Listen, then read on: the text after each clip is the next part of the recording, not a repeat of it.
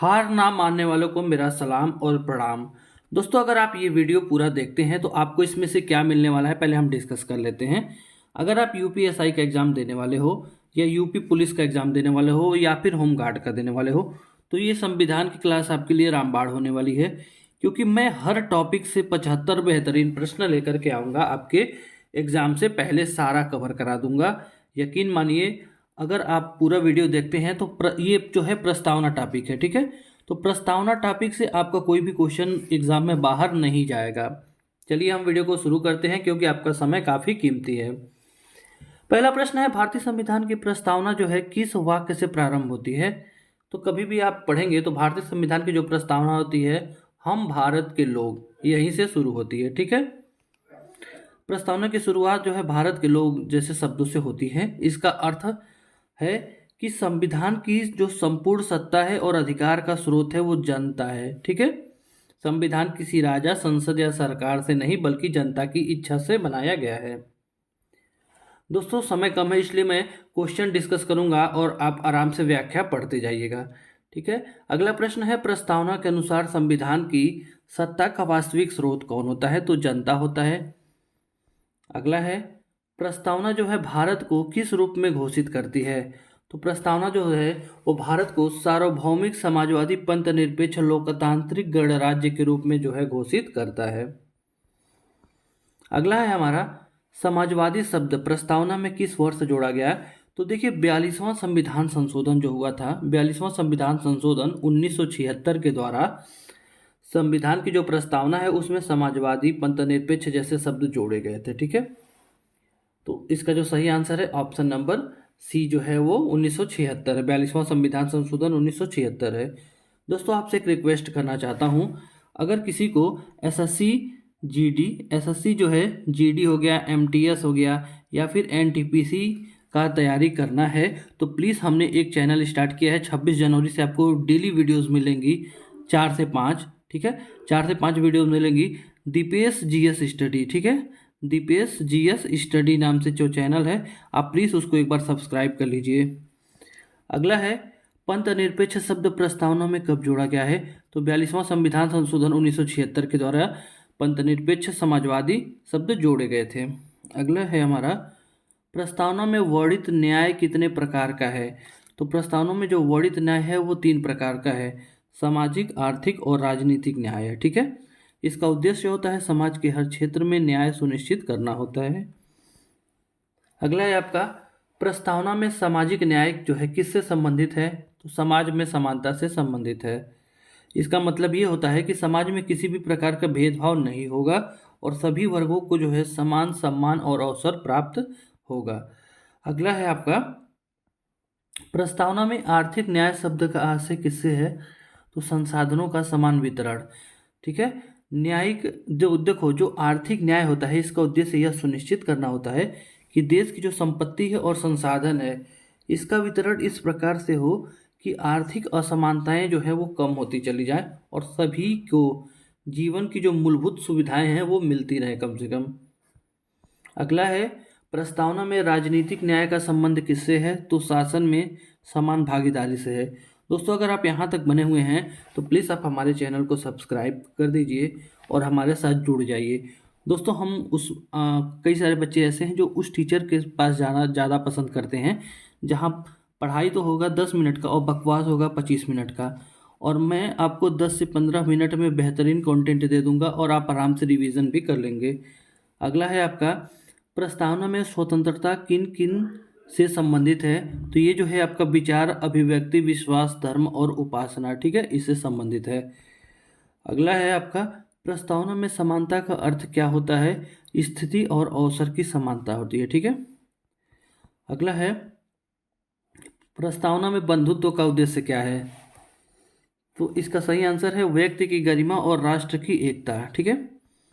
अगला प्रश्न है हमारा, प्रस्तावना में राष्ट्र की एकता के साथ कौन सा शब्द जोड़ा गया है। तो अखंडता, एकता और अखंडता। अगला है, गणराज्य शब्द का तात्पर्य क्या है। तो निर्वाचित राष्ट्राध्यक्ष जो होता है, उसी गणराज्य शब्द का जो तात्पर्य होता है कि निर्वाचित राष्ट्राध्यक्ष। इसका अर्थ होता है देश का जो सर्वोच्च पद है वो वंशानुगत नहीं होगा, बल्कि जो है जनता के द्वारा निर्वाचित व्यक्ति के पास होता है। अगला है आपका प्रस्तावना जो है संविधान का कौन सा भाग मानी जाती है, तो ये जो होती है परिचयात्मक भाग मानी जाती है। अगला प्रश्न है हमारा, क्या प्रस्तावना संविधान का अंग है, तो हाँ, प्रस्तावना जो है संविधान का अंग है। कभी कहा गया था कि प्रस्तावना संविधान का अंग नहीं है, ठीक है, ये भी आप ध्यान रखिएगा, आगे मैं बताऊंगा। अगला है प्रस्तावना में कितने आदर्शों का उल्लेख है, तो टोटल 5 आदर्शों का उल्लेख है। वो कौन कौन से हैं? न्याय है, स्वतंत्रता है, समानता है, बंधुत्व तथा राष्ट्र की एकता और अखंडता है। ये सभी मिलकर संविधान की मूल भावना बनाते हैं।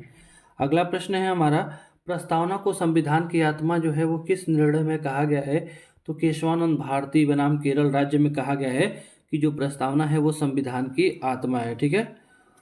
अगला है, प्रस्तावना को कब लागू किया गया था, तो 26 जनवरी 1950 को। संविधान के साथ ही प्रस्तावना 26 जनवरी 1950 को ही लागू हुई थी। इसी दिन भारत जो है एक संप्रभु लोकतांत्रिक गणराज्य बना था, तो यह आपको ध्यान में रखना है। अगला है आपका, प्रस्तावना में उल्लिखित स्वतंत्रता किससे प्राप्त है, तो सभी नागरिकों को, ठीक है, किसे, सॉरी, प्रस्तावना में उल्लिखित जो स्वतंत्रता है वो किसको प्राप्त है, तो जितने भी नागरिक हैं हमारे भारत देश के उन सभी को प्राप्त है। अगला है, और कुछ जो है विदेशियों को भी प्राप्त है, आगे आप पढ़ेंगे। प्रस्तावना जो है भारत को किस प्रकार का राष्ट्र बनाती है, एक लोकतांत्रिक गणराज्य बनाती है। अगला है आपका, प्रस्तावना का मुख्य उद्देश्य क्या है, तो प्रस्तावना का जो मुख्य उद्देश्य है संविधान के उद्देश्यों को स्पष्ट करना है। अगला प्रश्न है, निम्नलिखित में से कौन सा शब्द जो है मूल प्रस्तावना में नहीं था, तो समाजवादी शब्द जो है मूल प्रस्तावना में नहीं था, ये बाद में 42वां संविधान संशोधन 1976 के द्वारा जो है इसको जोड़ा गया था। अगला प्रश्न है, प्रस्तावना में बंधुता शब्द का तात्पर्य क्या है, तो सामाजिक एकता से संबंधित है बंधुता। अगला है, प्रस्तावना में धर्म से संबंधित स्वतंत्रता किसे दी गई है, तो जितने भी सभी जो जो भी नागरिक हैं उनको जो है धर्म से संबंधित स्वतंत्रता दी गई है। क्या कोई बता सकता है कि धर्म से संबंधित जो स्वतंत्रता है कौन से आर्टिकल में है? अगर किसी को पता है तो प्लीज़ आप कमेंट करके बताइए। अगला है, प्रस्तावना में सार्वभौमिक शब्द का अर्थ क्या है, तो जो सार्वभौमिक होता है इसका अर्थ होता है आंतरिक और बाहरी स्वतंत्रता, ठीक है। प्रस्तावना में उल्लिखित आदर्श किसके लिए है, तो उल्लिखित आदर्श जो है सभी नागरिकों के लिए है।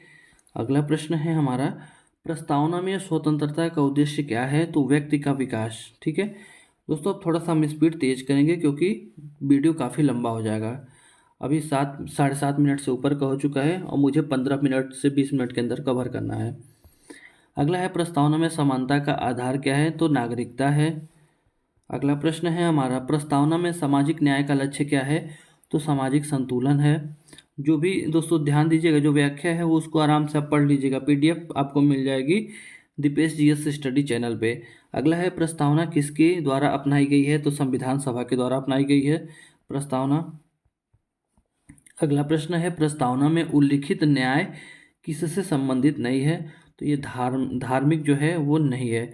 जो न्याय है वो सामाजिक, आर्थिक और राजनीतिक न्याय है, ना कि धार्मिक, क्योंकि धार्मिक न्याय का कोई भी उल्लेख प्रस्तावना में नहीं है। प्रस्तावना में बंधुता किस भावना को दर्शाती है, तो बंधुता का मतलब भाईचारा होता है। अगला प्रश्न है हमारा, प्रस्तावना में राष्ट्र की अखंडता का अर्थ क्या होता है, तो साथियों जो राष्ट्र की अखंडता है इसका अर्थ होता है क्षेत्रीय एकता। अगला प्रश्न है, प्रस्तावना में उल्लिखित आदर्श जो है वो किस प्रकृति का होता है, तो नैतिक प्रकृति का होता है। अगला है आपका, प्रस्तावना में संविधान की किस भावना को व्यक्त, जो प्रस्तावना होती है वो संविधान की किस भावना को व्यक्त करती है, तो मूल भावना को व्यक्त करती है। अगला प्रश्न है हमारा, प्रस्तावना में उल्लिखित स्वतंत्रता का दायरा क्या है, तो ये है आपका व्यापक दायरा है। अगला है आपका, प्रस्तावना में समानता का संबंध किससे नहीं है, तो विशेषाधिकार से नहीं है, अवसर स्थिति और अधिकार से है लेकिन विशेषाधिकार से नहीं है। प्रस्तावना में लोकतंत्र का आधार क्या है, तो जनता है। हम पहले से ही हम लोग जानते हैं, क्योंकि जहाँ से जब प्रस्तावना शुरू होता है वहीं से शुरू होता है हम भारत के लोग, यानी जो भी प्रस्तावना में लोकतंत्र का आधार है वो है जनता। अगला है, प्रस्तावना में उल्लिखित गणराज्य की विशेषता क्या है, तो जो उल्लिखित गणराज्य की विशेषता ये है कि जो जनता के द्वारा निर्वाचित प्रमुख, जो प्रमुख हो गए, जैसे प्रधानमंत्री हो गए, मुख्यमंत्री हो गए, ये लोग जनता के द्वारा ही चुने जाते हैं। अगला है प्रस्तावना में सामाजिक न्याय का संबंध किस वर्ग से आता है, तो ये सभी वर्गों के लिए है।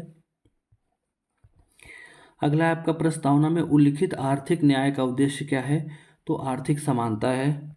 अगला प्रश्न है हमारा प्रस्तावना में राजनीतिक स्वतंत्रता का तात्पर्य क्या है, तो राजनीतिक निर्णयों में भागीदारी होता है। अगला प्रश्न है प्रस्तावना में समानता का आशय किस प्रकार की समानता से है, तो वास्तविक समानता से संबंधित है। ठीक है, जो समानता का आशय है वो किससे है, वास्तविक समानता से। अगला प्रश्न है प्रस्तावना में उल्लिखित बंधुता का आधार क्या है, तो मानव गरिमा है। अगला प्रश्न है हमारा प्रस्तावना में भारत के लोक शब्द किसको दर्शाता है, संपूर्ण नागरिक समुदाय को। अगला प्रश्न है प्रस्तावना में उल्लिखित न्याय का उद्देश्य क्या है, तो न्यायपूर्ण समाज जो है वो न्याय का उद्देश्य है। अगला प्रश्न है हमारा प्रस्तावना जो है संविधान के किस स्वरूप को स्पष्ट करती है, तो दार्शनिक स्वरूप को स्पष्ट करती है। अगला है प्रस्तावना में उल्लिखित स्वतंत्रता का संबंध किससे नहीं है, देखो विचार अभिव्यक्ति विश्वास की स्वतंत्रता है, लेकिन जो कर भुगतान है इसकी स्वतंत्रता नहीं बताई गई है प्रस्तावना में। अगला है आपका प्रस्तावना में समानता का अंतिम लक्ष्य क्या है, तो न्यायपूर्ण समाज जो है समानता का अंतिम लक्ष्य है। अगला है प्रस्तावना में उल्लिखित आदर्श जो है किस दस्तावेज से प्रेरित है, तो उद्देश्य प्रस्ताव से संबंधित है। ठीक है, अगला है उद्देश्य प्रस्ताव किसके द्वारा प्रस्तुत किया गया था, तो पंडित जवाहरलाल नेहरू जी के द्वारा प्रस्तुत किया गया, जो बाद में जो है प्रस्तावना का आधार बना। अगला है प्रस्तावना में उल्लिखित न्याय का स्वरूप कैसा होना चाहिए, तो व्यापक होना चाहिए, जिसमें जैसे कि जो जो प्रस्तावना है उसमें न्याय को व्यापक रूप में स्वीकार किया गया है, जिसमें सामाजिक आर्थिक और राजनीतिक सभी आयाम जो हैं वो शामिल हैं। अगला है आपका प्रस्तावना में उल्लिखित स्वतंत्रता जो है किस आधार पर आधारित है, तो ये जो है अधिकार पर। ठीक है, अगला है आपका प्रस्तावना में उल्लिखित समानता किसके विरुद्ध है, तो ये भेदभाव के विरुद्ध है। अगला है आपका प्रस्तावना में बंधुता का उद्देश्य जो है किस भावना को मजबूत करना है, तो इसका उद्देश्य जो है राष्ट्रीय एकता को मजबूत करना है। अगला है प्रस्तावना में उल्लिखित गणराज्य का आधार क्या है, तो ये है आपका चुनाव। अगला प्रश्न है प्रस्तावना में उल्लिखित लोकतंत्र का प्रकार क्या है, तो लोकतंत्र का प्रकार जो है प्रतिनिधि है। अगला प्रश्न है प्रस्तावना में उल्लिखित स्वतंत्रता का उद्देश्य क्या नहीं है, तो अराजकता नहीं है। व्यक्तिगत विकास, आत्मसम्मान और विचार जो है स्वतंत्रता, ये तीनों के तीनों स्वतंत्रता के उद्देश्य हैं, जबकि अराजकता जो है नहीं है। अगला है प्रस्तावना में उल्लिखित न्याय किसके आधार प्रस्तावना में उल्लिखित न्याय जो है किसके बिना अधूरा है, तो ये जो है आपके समानता के बिना अधूरा है। अगला है आपका प्रस्तावना में उल्लिखित जो है समानता किसके साथ जुड़ी हुई है, तो न्याय के साथ जुड़ी हुई है। अगला प्रश्न है हमारा प्रस्तावना में उल्लिखित बंधुता का विरोधी क्या है, तो बंधुता का जो विरोधी है वो है विघटन। अगला प्रश्न है हमारा प्रस्तावना में उल्लिखित आदर्श किस प्रकार के राज्य की कल्पना करते हैं, तो कल्याणकारी राज्य की कल्पना करते हैं। अगला है प्रस्तावना में उल्लिखित न्याय का केंद्र क्या है, तो मानव है। अगला प्रश्न है हमारा प्रस्तावना में उल्लिखित स्वतंत्रता का अर्थ किस मूल्य से है, तो गरिमा से संबंधित है। अगला प्रश्न है हमारा प्रस्तावना में उल्लिखित समानता किसके लिए है, तो सभी नागरिकों के लिए है, जितने भी भारत के नागरिक हैं सबके लिए है। अगला है प्रस्तावना में उल्लिखित बंधुता किस भावना को समाप्त करती है, तो संकीर्णता को समाप्त करती है। दोस्तों इसमें कई सारे प्रश्न ऐसे भी हो जाएंगे जो कि एग्जाम में डायरेक्ट नहीं पूछे जाएंगे। ठीक है, अगला है प्रस्तावना में उल्लिखित न्याय का लक्ष्य क्या है, तो सामाजिक समरसता है। अगला प्रश्न है हमारा प्रस्तावना में उल्लिखित स्वतंत्रता का प्रयोग किस सीमा तक है, तो कानून के अधीन। अगला प्रश्न है हमारा प्रस्तावना में उल्लिखित समानता किसको समाप्त करती है, तो असमानता को समाप्त करती है। अगला प्रश्न है हमारा प्रस्तावना में उल्लिखित बंधुता का अंतिम उद्देश्य क्या है, तो राष्ट्रीय एकता और अखंडता है। अगला प्रश्न है हमारा प्रस्तावना में उल्लिखित न्याय जो है किस व्यवस्था का आधार है, तो यह आपका लोकतांत्रिक व्यवस्था का आधार है। अगला प्रश्न है हमारा प्रस्तावना में उल्लिखित स्वतंत्रता किसके बिना संभव नहीं है, तो ये जो है समानता के बिना संभव नहीं है। अगला है प्रस्तावना में उल्लिखित समानता का विरोधी तत्व कौन सा है, तो भेदभाव है। और हमारा लास्ट प्रश्न है प्रस्तावना में उल्लिखित आदर्शों का अंतिम उद्देश्य क्या है, तो यह जो है न्यायपूर्ण समान और एकजुट राष्ट्र। दोस्तों देखो इसमें थोड़ा बहुत आपको बोरिंग लग जाएगा, क्योंकि प्रस्तावना में कुछ ही क्वेश्चन जैसे कि कुछ क्वेश्चन ही महत्वपूर्ण होते हैं, लेकिन मैंने आपको 75 प्रश्न इसलिए करा दिया है क्योंकि यूपीएसआई काफ़ी विस्तारपूर्ण जो है एग्ज़ाम है। तो दोस्तों, अगर आपको वीडियो कैसा लगा प्लीज़ कमेंट में ज़रूर बताइएगा। धन्यवाद।